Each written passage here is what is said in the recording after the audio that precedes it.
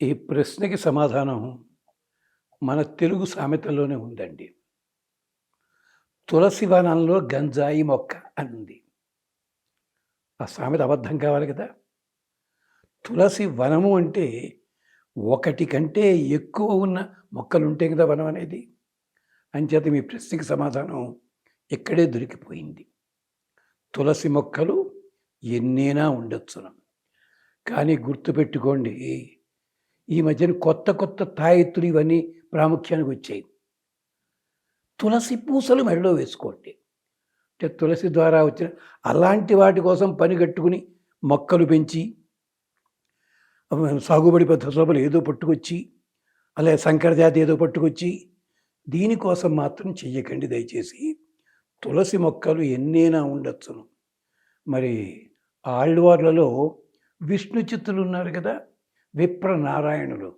ఆయన తులసి వనాన్నే పెంచుకుని రంగనాథుడికి నిరంతరం తులసి దళాలన్నీ సమర్పించుకుంటుంటేనే ఆ తులసి మొక్కల మధ్యే అమ్మవారు గోదాదేవి ఆవిర్భవించిందని చెప్పారు కదా, అది గమనించరే. అలాగే బ్రహ్మవైవర్త పురాణంలో కూడా తులసి విశేషం గొప్పగా చెప్పారు.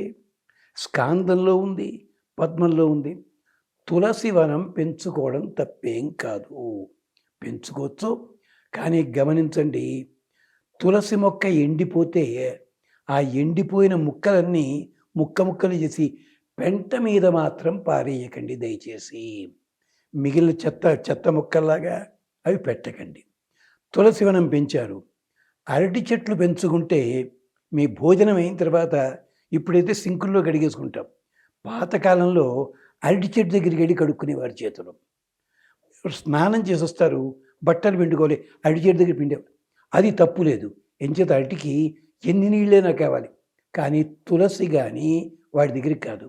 అలాగే కొన్ని మొక్కలు ఉన్నాయి, వెనకటి రోజుల్లో వాళ్ళు తెలిసింది, ఆడవాళ్ళు ఆ మొక్క దగ్గరికే వెళ్ళి ఉమ్మేసేవారు. అనుమానమా? ఒకసారి శాకుంతల నాటకం చూడండి. అలాగే ఇంకో మొక్క దగ్గరికి వెళ్ళి పాదాలతో కాళ్ళకి పారాన్ని పెట్టుకుని ఆ పాదాలతో తొక్కేవారు. అంటే కొన్ని మొక్కలకి ఆడవాళ్ళ చేతి స్పర్శ వల్ల, కొన్ని మొక్కలకి ఆడవాళ్ళు వేసినటువంటి ఈ నిష్ఠీవనం వల్ల, కొన్ని మొక్కలకి ఆడవాళ్ళ పాదము తాకిడి వల్ల పెరుగుతాయి మొక్కలని చెప్పి శాకుంతల నాటకంలో ఉన్న ఒక శ్లోకం నుంచి చూపిస్తాడు. ఇది ఆయుర్వేదం కూడా చెప్తుంది. కానీ తులసి పవిత్రమైనది, దాంట్లోపల ఏమాత్రము చెత్త వెయ్యకండి, దాన్ని చక్కగా ఎదగనివ్వండి. ఒకవేళ పాడైపోతుంటే ఆ మొక్కలు తీసేసి ఇక ఎదగవు అంటే ప్రవహించే నీటిలో వదిలిపెట్టండి. అంచేత తులసి వనం తప్పేం కాదు, ఒకటి కంటే ఎక్కువ కూడా ఉండవచ్చును. మరి మాకు తులసి లేదంటే ఏం చేయాలి? తులసి వనజోడిని తెచ్చుకోండి. ఒక్క తులసి దళాన్ని నెల రోజుల పాటు వాడచ్చు. ఇవాళ ఉపయోగించాం భగవంతుడికి, ఎండిపోయింది తీసేయండి, తులసి దొరకలే, మళ్ళీ నీళ్ళలో తడపండి, మళ్ళీ ఉంచండి. చెప్పింది మనకి వేదం చెప్పింది, పురాణాలు చెప్తున్నాయి. ఇంత రహస్యం ఉంది. తులసి మొక్కల గొప్పతనం ఇలాంటిది.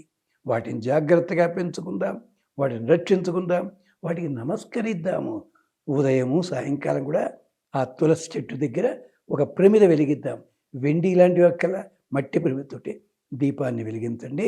తులసి అమృత జన్మాసి సదాత్వం కేశవప్రియే కేశవార్థం లుణామిత్వం వరదాభవ శోభనే.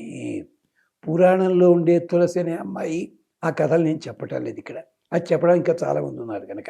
స్వస్తి.